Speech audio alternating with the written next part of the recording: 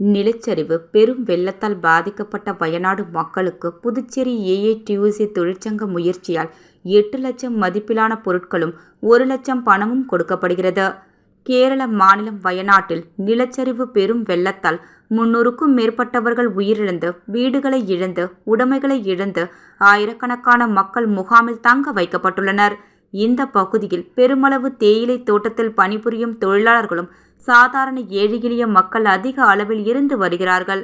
இந்த மக்களுக்கு உதவிட ஏஐடியூசி அகில இந்திய தலைமையும் கேரள மாநில ஏஐடியூசி வேண்டுகோள் விடுத்தது. இதனை ஏற்று ஏஐடியூசி புதுச்சேரி மாநில குழு சார்பில் புதுச்சேரியில் பெரிய மார்க்கெட், சண்டே மார்க்கெட், சாலையோர கடைகளிலும் நிதி பொருட்கள் கடந்த ஒரு வாரமாக வசூலிக்கப்பட்டது. ஏஐடியூசி வேண்டுகோளை ஏற்று மனமுவந்து நிதி பொருட்களை தாராளமாக அள்ளி கொடுத்தார்கள்.